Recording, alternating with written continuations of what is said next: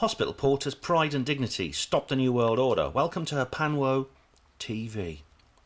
Now, for those of you who don't know me, I better introduce myself. My name is Ben Emlyn-Jones, and I was a hospital porter.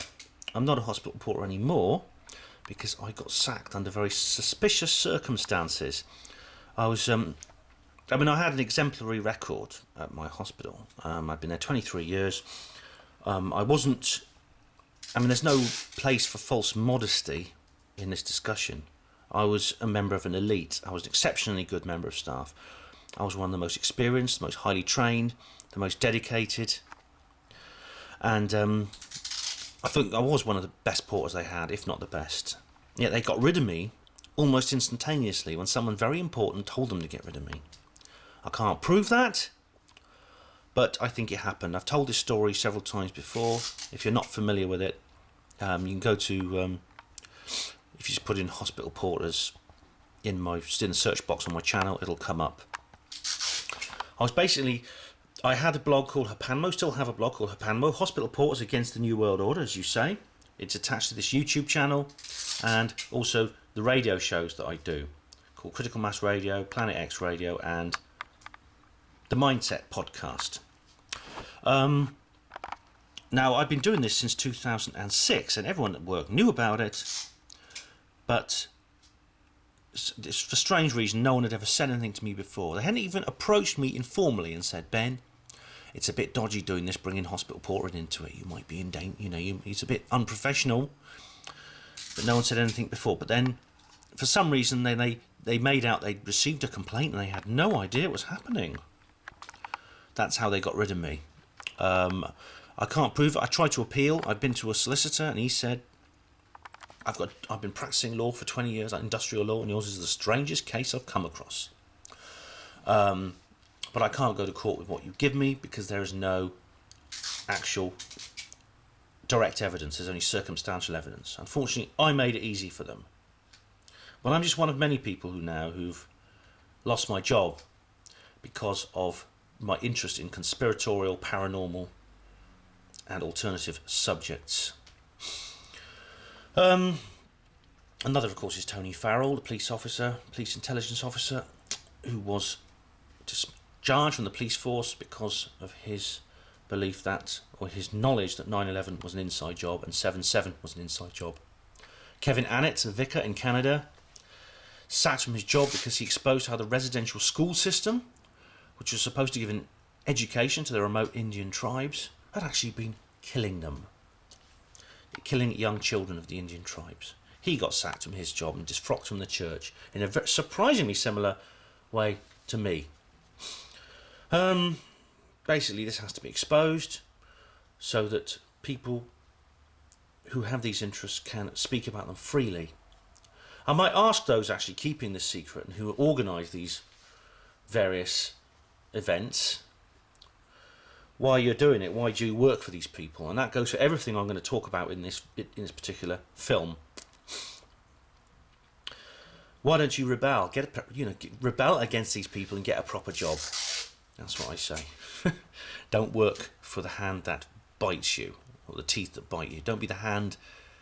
It's not the hand that feeds you, it's the teeth that bite you. Don't work for them. Right. Just get me camera angle right. Right, this video is based on a lecture I gave at Truth Juice Birmingham. Here's the poster advertising it. There we are. I gave this lecture in August the 15th of this year, 2013, at Truth Juice Birmingham, and I made a video recording of that. The link is in the description box to that video recording, but the quality is not very good, as you'll see. The sound quality is bad, the framing is bad, and unfortunately it looks as if there's not going to be an official video. I mean, the organisers at Truth Juice did film my lecture, and they said that there'd be an official video coming out. Unfortunately, that has not happened, and it seems likely it's not going to happen because of technical problems. Unfortunately, it looks like they said that they've had some serious problems with the files and everything, so there's not going to be an official video of that lecture. However, I have taken it upon myself to re-deliver the lecture in this film. in studio, as it were, instead of on stage. And the reason I've done this is because there have been some updates on the story, which has made it quite urgent.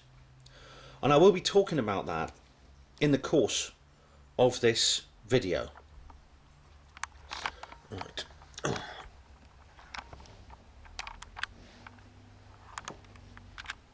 If you excuse me, I shall just move along. Right. This was me outside my hospital, looking very proud and dignified as I was. But unfortunately, it didn't go in my favour, and it just goes to show, you know, they don't care about us. They don't care about quality of service. They don't care. They don't have any positive feelings for the staff in the NHS nowadays. You're just a thing. You're a commodity to be disposed of and used as appropriate. And when you're no longer useful, you get dropped, or if you become a liability, they get rid of you. And the good news is, since that photo was taken, I still have a roof over my head. I still have food on the table. I'm earning a living, doing a different job, self-employed, doing various odd jobs for people. So I'm not in a position to complain. Right, what we're going to talk about. Zombies. And there is a zombie. It's a zombie, which I will explain.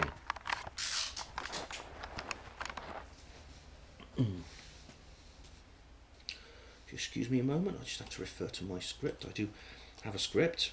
Right.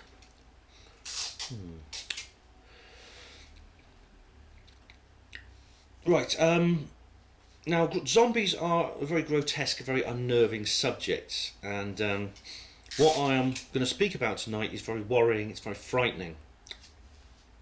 And I should ask, actually, if you have any small children in the room while you're playing this film, you might ask them to leave or switch off and watch at a different time when the children are not around. The reason is because what I'm going to talk about is scary, alright? I'm not going to make any bones about it. It will disturb you. It disturbed me when I first found out about this, but I do think it's a story that needs to be told.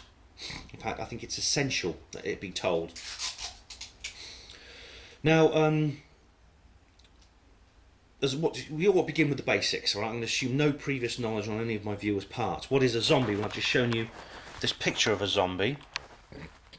Yeah, that is a picture of a zombie there. An original zombie. The original definition of a zombie is that it's a figure from West African folklore. A zombie, the English word zombie comes from the word unzumbe, which is a word from the Niger-Congo languages, which is the principal language group in Africa. And it's basically a corpse that has been animated by mythical means by a sorcerer known as a bokor, B-O-K-O-R. And he would have the power, using magic, to make a corpse come back to life. Now the zombie, the unzumbe, or the zombie, once it had been reanimated, would have no trace of the personality left of the deceased individual who had occupied that body. It would become essentially a biological robot under complete control of the bokor. He'd be able to do with it whatever he willed. The bokor who animated it. What would happen is, the bokor would keep the dead person's soul in a bottle, and as long as he possessed that soul in the bottle, the soul was trapped, and the zombie would be his, and no one could take it away from him. Now, this West African folklore was brought to the West via the slave trade through the Caribbean, especially Haiti, where it exists today as Haitian voodoo, and it's through Haiti that the word zombie came from the Africa into the English language, and the concept of the zombie. Now, let's get the picture up. This man here is Wade Davis.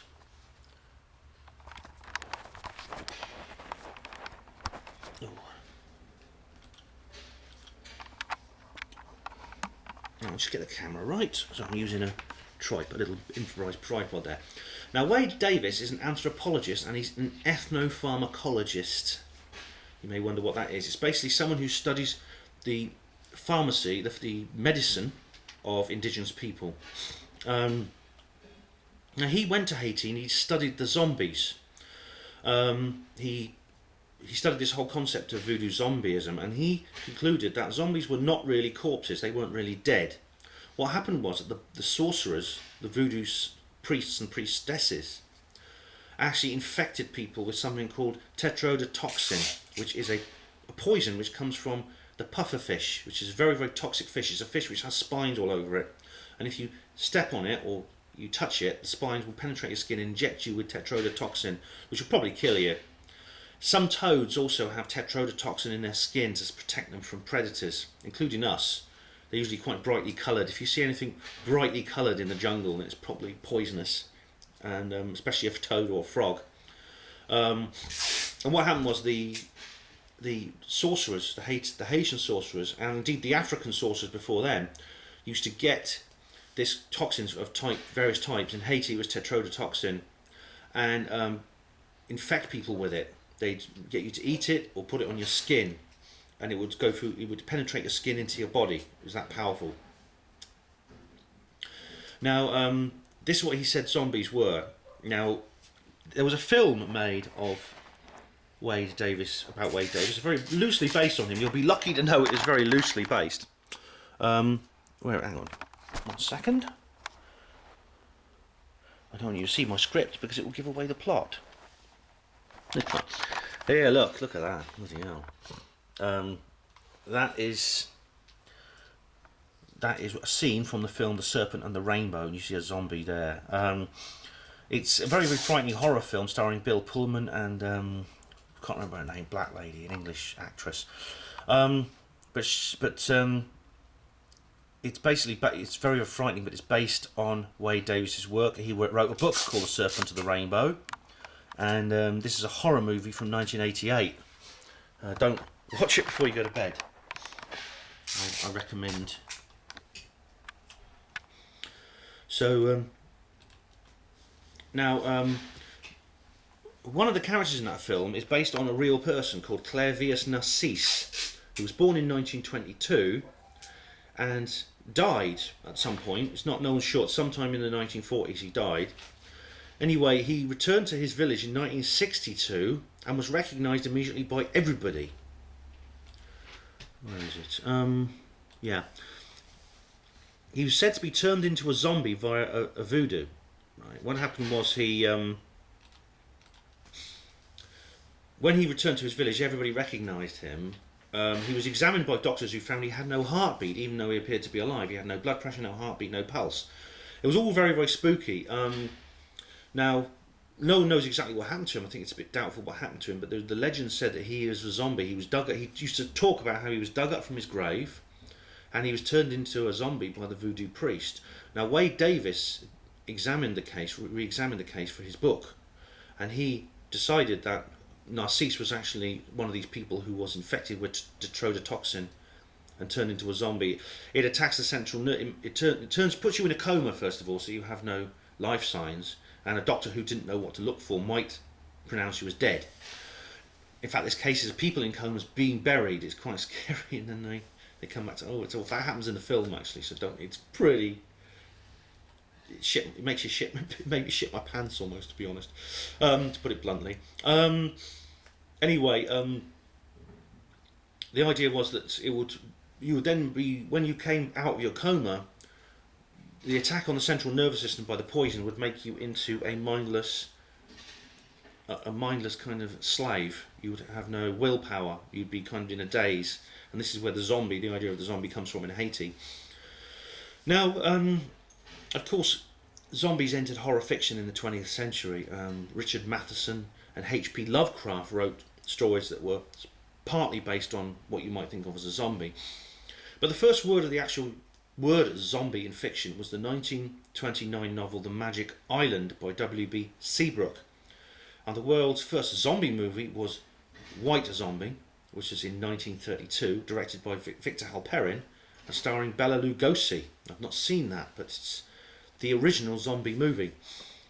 But really, this here, I think, is the... This here is the definitive start of what we call the zombie movie genre. That's a shot there from Night of the Living Dead. George Romero's film from 1968.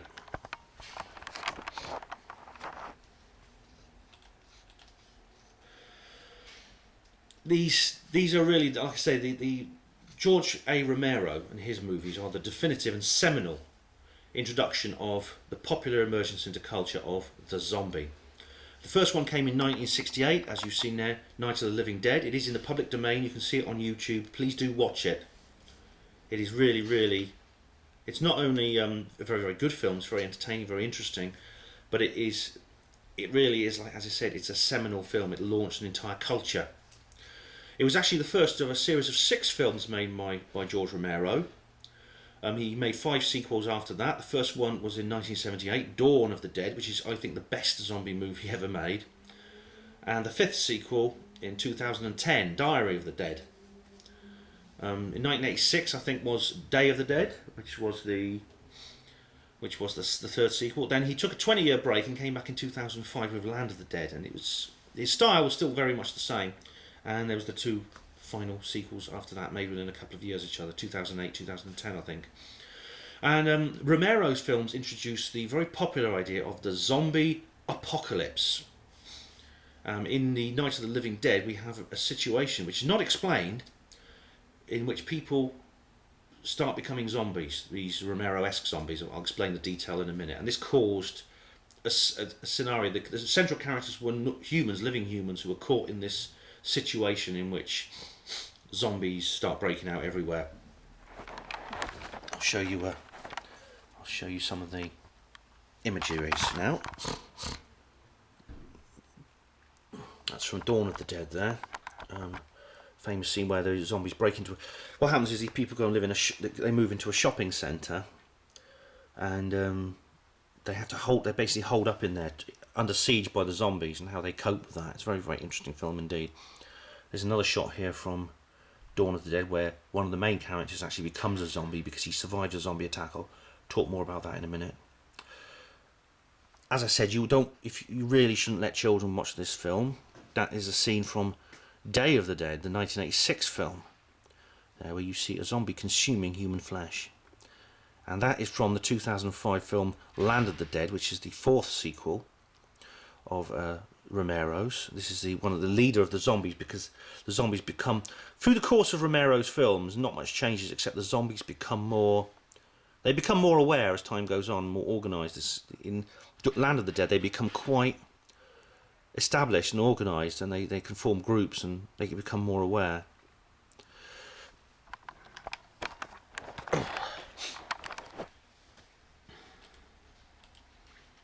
A zombie apocalypse is basically the breakdown of society as a result of an initial zombie outbreak which spreads.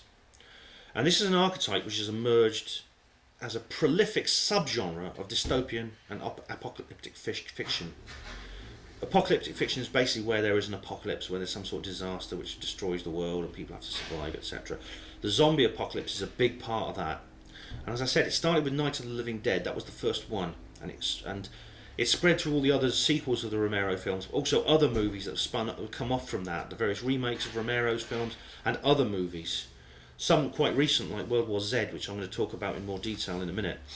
Now, in a zombie apocalypse, there's a widespread, usually global, rise of zombies which engage in a general assault on civilization. This causes the outbreak to become an exponentially growing crisis which swamps the normal military, law enforcement, social infrastructure, which leads to a panic and a collapse of society. The result is that there's only isolated pockets of survivors which remain, and they have to scavenge for food and supplies. They constantly have to defend themselves from the zombies, which now outnumber the living many-fold. I mean, I'm sure you've seen a film with that plot line, and there are many, many films with that plot line now. There have been remakes, as I said, of Romero's films, and they're nowhere near as good. In 2004, someone remade Dawn of the Dead, in this one, the zombies actually deviate from the Romero-esque model. They're more animated, they're more agile, they can run around really fast, things like that. But somehow that makes them less scary. I don't know why, but somehow it does. However, the 2004 remake did have one feature which really Really shit me up, basically. It was a zombie baby. Oh God, that was absolutely terrifying. So it's worth watching it, actually. It's on YouTube, indeed. It's on YouTube too. Now, the Romero-esque zombie, as I talked about, this is the classic zombie which probably comes to your mind whenever you hear the word zombie. That is a zombie which it's a corpse that has been reanimated as in traditional African folklore suggests, and Haitian voodoo. It's mindless, it's uncommunicative, it can't really, it just moves in a very slow, shambling way. It appears partly slightly drunk. It has a slow, shambling walk. It appears dazed, semi-conscious, intoxicated, as I said, drunk. And they never speak, they just moan or they grunt. But they are aware of their surroundings, and they're very dangerous indeed, because they are constantly hungry to eat the flesh of living humans, and they have only one objective, and that is to hunt down living humans, kill them and eat them. And the survivors, this is even worse, if you survive a zombie attack, if one bites you and you survive, you become a zombie yourself within a few seconds to a few days. You eventually turn into a zombie. What happens in the Romero-esque films, in the Romero films, is that, and the films inspired by Romero, is that people who survive zombie attacks usually choose to commit suicide as a result, or they are killed by their fellow people because to protect them, and also to basically put the poor man out of his misery. Now, in the Romero films, the cause of the zombie outbreak is never revealed. There's usually just a couple of hints. In Night, it was that there was some satellite from Venus that had come down and brought some kind of plague, but it was never confirmed, and there was a lot of uncertainty over that. Now, in Dawn of the Dead, it's never revealed what the cause of the zombie outbreak is, even though it's a kind of parallel plot line. It's not a sequel. I mean, I use the word sequels loosely when I talk about George Romero, because the films are not intended to be sequels of each other. They never have the same characters in. There's never a sort of much of a follow-on plot, except between the first three and then Land, which in Land there's an attempt to reconstruct small pockets of civilization. But in Dawn, in the original Dawn, there's a hint in the subtitle of the film, and it goes, "When there's no more room in hell, the dead will walk the earth." That's pretty scary, isn't it? In fact, in the remake of Dawn, there's a scene where one of the women dies. A woman dies in the shopping centre, but there's more people in the remake. There's about 20 odd people. One of them dies, and she doesn't turn into a zombie. And the implication is that she's gone to heaven, unlike most other people who go to hell. Well, there's no more rooms; they have to become zombies. Now, there's another type of zombie movie, and that is the zombies of usually post 2000 actually, or there's a few before 2000. That is sci-fi horror. Now, horror movies generally are where there's usually some kind of supernatural or paranormal element. In sci-fi horror, it's a science fictional element, and this is what you get with a lot of the more recent zombie films. In fact, almost all the zombie films from the last few years are sci-fi horror, and they have this particular element, in which is that the cause of the zombie outbreak is not supernatural. All right, it's not. There's no more room in hell. The dead will walk the earth, or anything to do with that. Okay, it's not. It's nothing like that. It's a virus usually. It's a disease of some kind, a virus or another kind of infectious agent. And good examples that are I Am Legend. I'll just show you the pictures here. There we go. So I don't want to show you my script. It gives the plot away. So it's easy when I was doing this on stage. I Am Legend there with Will Smith. 28 Days Later. That's a good film in a way, because it's not only a zombie apocalypse type film. It tries to break through the military religion. It counters the military religion, which I've spoken about before. But there's a scene from the zombie apocalypse in Britain of 28 Days Later. And that is from Resident Evil. And I'm going to be talking about that film again later, because the Resident Evil films, there's about 6 of them now, are the most interesting of all the zombie films. So really, I'll have to bring that up again later in this video. That's extremely relevant indeed. And I think there's a new one coming out soon, actually. They're excellent films. Very, very interesting indeed. And of course, we've also had zombies on TV. Oh, yes. Excuse me one moment. Derren Brown's Apocalypse. Now, how many of you saw that, I wonder? Yes, indeed, old Derren.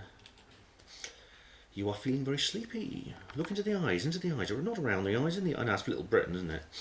Yeah, now this is a zombie apocalypse. This is a zombie apocalypse which combines with reality TV. Now, this film is available on this TV series. It's a two-part TV series. Is available online if you Google it. Now, Derren Brown, of course, is this illusionist. He's very good actually. He's into mind control, illusion, mentalism, as he calls it, and he's made a career out of doing that in the media. He has some views which I don't agree with. He's very much a skeptic on things such as spiritualism. I don't agree with him at all on that, but there's no doubting his skills and his entertainment value. He's excellent. But his most recent film's called this zombie apocalypse reality TV show called Apocalypse, and it's a funny film actually because it's a strange blend of, I don't know, Night of the Living Dead, The Truman Show, and Jeremy Kyle. You got a picture in your head now? That's kind of what it's like. What happens first is he selects I don't know what you call it, contestant? Victim? I don't know, but he selects a man called Stephen Brosnan, and he selects him because to take a part in this programme. He selects him without him knowing, because he's living a thoughtless existence without caring for people around him. This is what Derren Brown said. He describes him as a very unambitious, dispassionate, slothful and immature person, an overgrown teenager who doesn't clean up his room and makes his mother do all his washing up and cooking for him. He has trouble keeping a job. He spends all his free time down the pub. That's basically, this is Derren Brown's judgment of Stephen Brosnan, and this is why he selected him for this programme. And he says that he hopes that by losing everything he takes for granted, Brosnan will discover a new lease of life and develop courage, compassion and decisiveness. Brown hopes that by the end of this experience, Stephen Brosnan will be a man changed for the better. Well, what is this experience? Well, the experience is he basically takes someone, and he takes this guy and makes him think. He puts him in a scenario using actors and stooges to make him think that he's in the middle of a zombie apocalypse and his family are dead or missing. And basically how he goes through all this. I mean, I watched this and I was shocked actually, because many critics, including me, have claimed that Derren Brown has gone too far. He really has. I mean, I find all reality TV very distasteful, but this one is particularly unpleasant. I mean, it's one thing to make a man think he's in a haunted college, to make him think to make him impersonate Elvis Presley, but to make him think his entire world is destroyed, his family's dead, and everything he loves is gone. That's a totally different matter, and the justification for it stinks as well, because Derren Brown is, if you just listen to what he said about Brosnan, he's being very arrogant, and psychologists tend to be, and Brown is not a qualified psychologist, he's an amateur psychologist, but there's nothing worse than a bloody amateur psychologist, is there? Apart from a professional one. And, you know, he says he's putting him through this horrifying ordeal for his own good. Now, isn't that just typical of the bloody shrinks, isn't it? It's very judgmental as well, I think, to pour scorn on a man just because he enjoys vegging out. He veggies out with a tube in front of the TV, gets his mum to do a bit of ironing, and we've all done that. None of us are perfect, and if we're not, even if we are, what gives Brown the right to judge him? What gives any of them the right to judge him and even condemn him for living a worthless life? Why? Because he ticks a few boxes on a bloody form. How dare he? How dare he be so presumptuous? How dare he be so condescending? This is typical shrink megalomania. And there's also rumours that the entire thing is staged anyway, and that Brosnan is just a stooge along with all the others. There was interesting. A newspaper put out a story saying that Brosnan was an actor, and in fact, I've actually looked into this, and I think it's quite likely it was staged. Because if I was Stephen Brosnan and I was a real person, and someone did to me what Derren Brown did, and if you watch the programme, you'll see what I mean. I would go straight to the police and report them for kidnapping and assault. I don't think, in fact, any producer would actually do that. I've actually spoken to a lawyer about this, and he says, no way, you couldn't do this legally and get away with it. No TV producer would risk it. So that's basically what I think of Mr. Brown.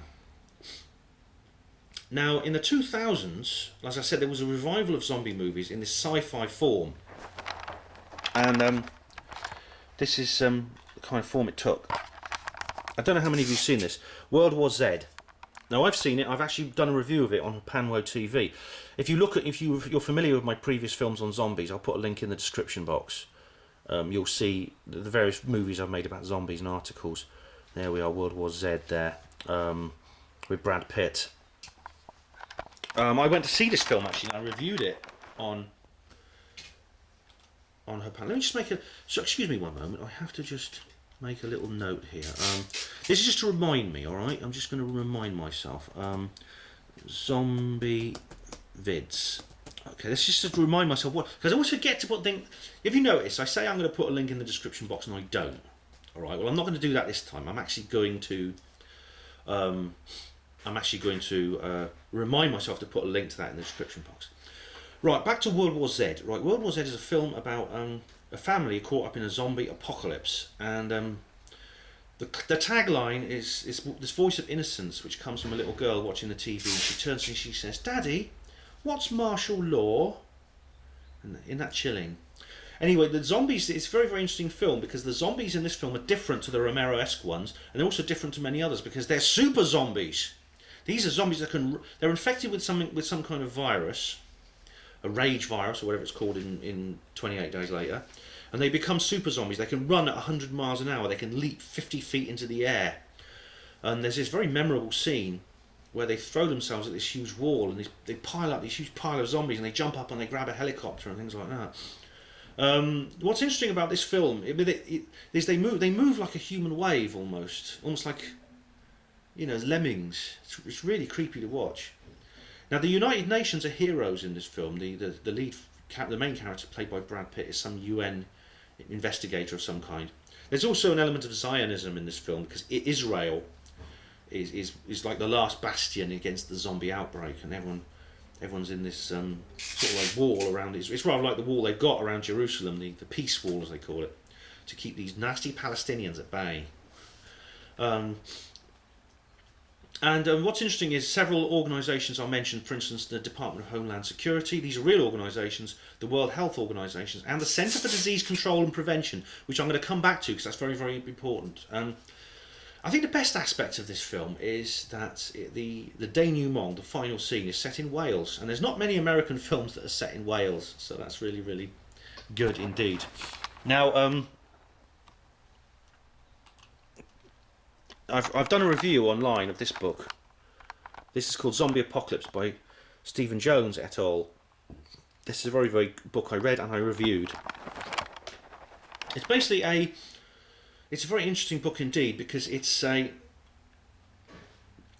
fits in with the Romero-esque style zombie apocalypse, but it's a series of it's a book by several different authors which talks about a zombie apocalypse in London and how people cope with it. It's an epistolary, which means it's a story told by a series of letters. There's other examples of epistolaries are C.S. Lewis's Screwtape Letters, the Paul Scott, the Raj Quartet, Jewel in the Crown, things like that. These are epistolaries, and it's written by. I mean, of course, in this day and age, letters has a much broader definition. It refers to things such as emails, Facebook posts, tweets, and these are all included in this book because it has a contemporary setting.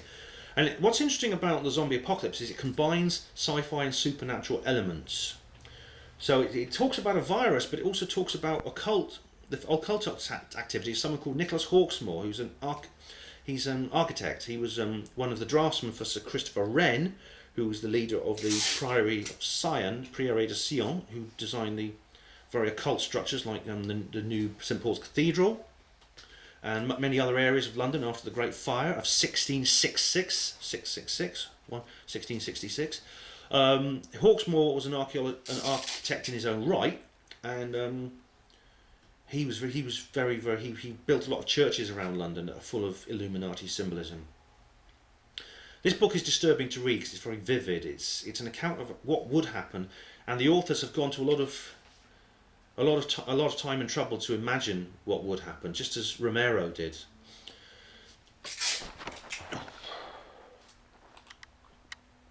Of course, there are many spoofs and comedies as well. This is Shaun of the Dead, a romantic comedy with zombies.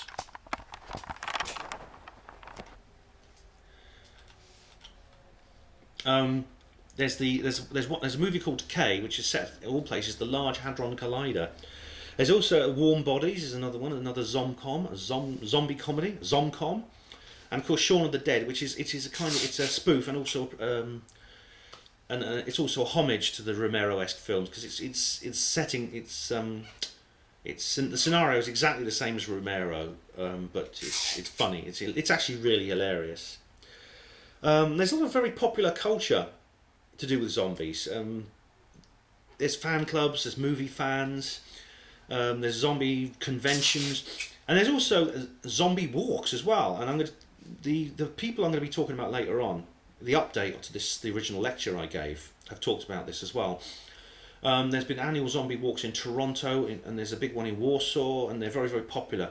People basically dress up as zombies and they walk through the streets in a parade, acting like zombies. And there's competitions for the best costume, the best acting, and things like that. So the zombie walk is now a big part of culture, and it's very, very popular. Thousands of people take part in it sometimes. Now that's all zombies were to me for my whole life. And then one day, about a year ago, it came to my attention that something very peculiar and alarming was going on. Very peculiar and alarming indeed. And I'm going to talk about this because what I've talked about so far is basically mythology and fiction mostly. But now we're going to talk about the real world. Now, as I've said above, the 2000s zombie fiction underwent a significant revival. And some people have tried to explain away what I'm about to tell you through that. But I don't think it does. I don't think it does account for what I've discovered. And I'll just show you. This is This is the first image I'm going to show you of what I've discovered. When zombies attack, Bristol City Council ready for an undead invasion. That's a film taken at a zombie walk in Warsaw. Not a film, a picture, a photo taken of a zombie walk in Warsaw.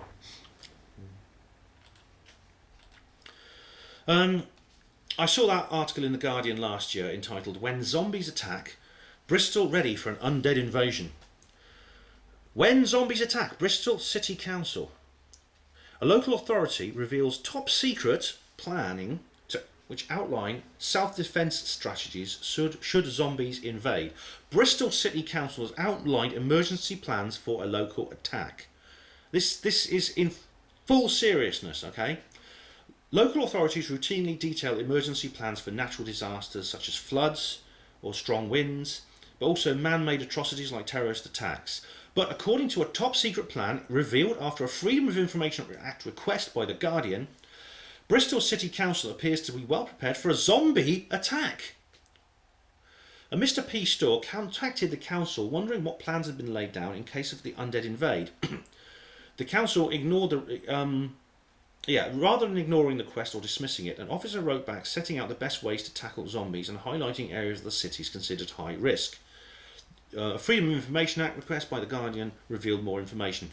Peter Holt, Service Director of Communications and Marketing, wrote back to Mr. Storr and said, in response to your request for details of Bristol City Council's contingency plans for dealing with zombies, I can now release you the following strategy document.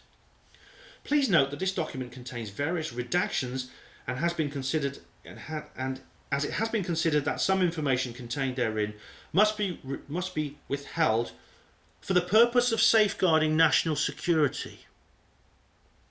Marked top secret, the document, which has been published on whatdotheyknow.com site, sets out 4 alert states. Ambient zombie level, business as usual, but be on the lookout for telltale signs. Enhanced activity level, which is confirmed zombie attacks on the populace. Major outbreak, zombie infection levels in excess of 1%, multiple sightings across the city.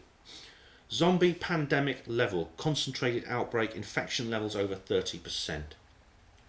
The report suggests certain parts of the city, Whitchurch Park, Shirehampton and Totterdown, are particularly at risk, and adds that false positives have been found in the Stokes Croft area of the city, which was the scene of riots in the year before this article was written, when they tried to open a new Tesco store. Now, Stokes Croft is an interesting part of Bristol because it's a road. It's not a district, it's a road, but it's kind of like the city's bohemian quarter. I've actually, you'll see in the link in the description box the video where I talk about Stokes Croft. It's has lots of it's very multicultural, very vibrant, lots of art galleries, lots of it's lots of non-conventional and unconformist people, nonconformist people basically. It's like Cowley Road in Oxford, which I've written. I made a film called Non-Con Street, which is about that. That could be, this could be, I'll come into this later because this could be a form of code, and there is a possibility we have to prepare for. There's some kind of code going on that the local authorities are using code words for something else. Anyway, to avoid widespread panic, staff are asked to listen for code words on the radio. This is something different in terms of code words, and television broadcasts to warn them that a zombie attack is underway. This again comes into the whole idea that this may be symbolic. Under health and safety, the document urges staff to remember that the correct zombie killing procedure: fully disconnect the brainstem from the body or carry out a full head removal. 2. Destroy the brain, either through a gunshot or blunt trauma to the head. This is what you see in the movies like Romero's films. You kill the zombies by whacking them over the head with a shovel or shooting them in the head. If you shoot them anywhere else, they keep going. It's in the procurement section of the document. They say there are cuffs, stun guns, protection suits available on the staff intranet. Now the report says that staff fully qualified and accredited in zombie handling have annual training courses. And this is remarkable. This is unbelievable. This is in the Guardian. Alright? This is not the Huffington Post, it's the bloody Guardian. I know the Guardian talks a lot of crap, but not like that. Anyway, I checked the date. It's the 7th of July 2011. It's not April the 1st. That was my first thought. The Guardian, like I say, used the Freedom of Information Act to get this information from Bristol City Council about how to handle zombies. And the interesting bit is that they admitted that some of the details were redacted for reasons of national security. But does this mean that zombies are being taken seriously by the government? It's even pinpointed certain districts of the city as high risk for potential outbreaks, false positives in Stokes Croft, etc. The council has given no reason why it thinks this way and why it's chosen to carry out this planning programme. And a lot of the article has been abridged, but I have to consider the joke hypothesis and I have to dismiss it. Alright, I have considered that. This is the author of the article, Stephen Morris. He comes from Wales, and this is some of his other articles here you can see on this picture.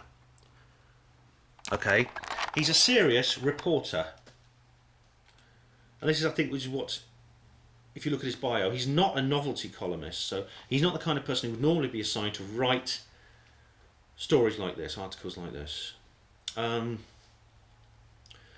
idea that the possibility exists of real zombies emerging into the modern world, that's outrageous, it's bizarre, it's implausible. I mean, even by my standards, this is far out, man, isn't it? But I'm duty bound to report what I discover, and I have done. I reported it in the films, in the description box, and in the lecture I gave at Truth Juice Birmingham. Yeah, but it got worse. It got worse. A few days later, I came across something else. All right, this is crazy. I mentioned before the Centre for Disease Control and Prevention, the CDC. It came out with an article called Preparedness 101 Zombie Apocalypse, which uses a zombie apocalypse metaphor to raise public awareness of emergency preparedness. This is in the United States, not in Britain. Now the CDC, and the P was added on later because they realised that they weren't really into prevention. It's all very Orwellian, as I'll explain. It was founded in 1946, and it was a section of the US Department of Health and Human Services. But it has a global reach, and the CDC has operated around the world. If you watch the movie Outbreak with Dustin Hoffman, that's well worth watching. That Morgan Freeman, Dustin Hoffman, a few other famous faces. Now, control and prevention is, of course, Orwellianisms, and I'll be talking about that later because I'll be talking about a man called Dr. Len Horowitz, who is relevant to this. But I'm getting ahead of myself. There's a key figure in this whole CDC zombie link, and this is him. This man here, This is Rear Admiral Dr. Ali S. Khan. Remember that name, remember that man, his face. Here's another picture of him to make you wary of who he is and what he's up to. Bear with me, I won't be a moment. Where is it? Excuse me one moment, that's not it. No, it's the backup one. Where is it? Here we are. You have to bear with me. Like I said, I'm not... these things happen. Him. That's Dr. Ali S. Khan. He's the head of the Centre for Disease Control, so I'll explain in a minute. Yes.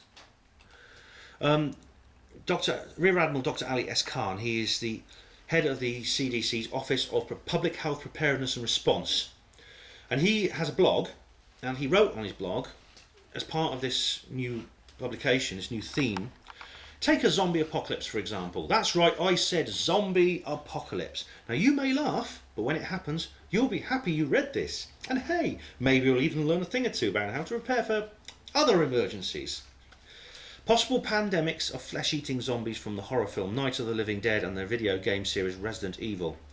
Dr. Khan recommends that Americans prepare for natural disasters as they would prepare for ravenous monsters. There we go. I'll just show you this next image. This is the header and motif. Prepare, plan, stay informed. You have a zombie peeking through your window through the blind. Well, that's the general sort of like main thing. It's really strange because I assumed this was a kind of metaphor, and I thought, well, it's okay. It's made its point. He can stop there. He can stop rabbiting on about zombies. But then, although Khan does talk about very, very rational, talks about emergency kits and escape routes and things like that, he carries on with the zombie theme as if it is real. You think it's made its point, but he just carries on with it.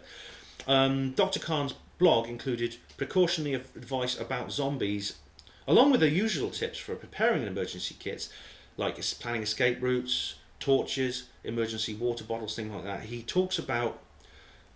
explains how the public should be prepared if zombies start appearing on your doorstep. Plan your evacuation route. When zombies are hungry, they won't stop until they get food, i.e. living human flesh, which means you need to get out of town fast. Plan where you would go and multiple routes you would take ahead of time so the flesh eaters don't have a chance of catching you. Now, this blog generated a lot of internet traffic. In fact, it crashed the CDC's website. It had over 30,000 hits on the evening of May the 18th. It was read by so many that by Thursday it was a trending topic on Twitter. Initially, tweets with the tagline, "If you're ready for a zombie apocalypse, then you're ready for any emergency," got 12,000 followers, but overnight the number of followers increased to 1.2 million. The National Association of County and City Health Officials agreed that a zombie apocalypse was a great way for getting information out so people can understand the need for preparedness. There was others concerned about the taxpayers' money being used for the CDC's budget on this, but as you'll find out in a little while, taxpayers' money is used for much worse things than that.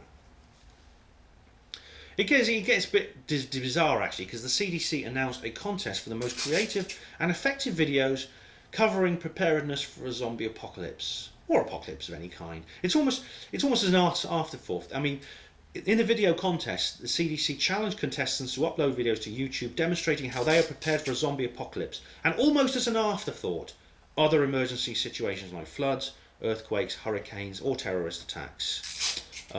These are kind of like, as I said, it's almost a by the way when they talk about what I think are much more real and pressing scenarios. Now, in October of the same year, the CDC published a zombie pandemic graphic novella, and you're not going to believe this, right? This was really unbelievable, right? This is a comic book story, part of Preparedness 101, Zombie Pandemic, written by the Centre for Disease Control and Prevention, US Department of Health and Human Services.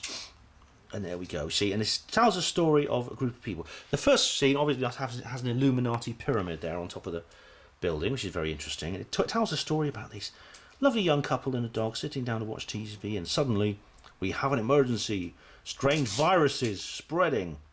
And so they talk about various things, and then they get their emergency kit together. And look what happens though. There's a knock on the door, the dog growls, the cat meows, And there's their next door neighbour, Miss Clements from next door. Mrs. Clements. Mrs. Clements, you don't look too good.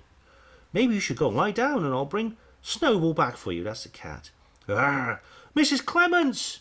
It's me, Todd, your neighbour. You really don't look well. Should you go back home? Arr! I'll bring Snowball back by the morning. And then so, okay, maybe not. And then he pushes the zombie. This is the zombie. What in the world is going on down there? Says his wife.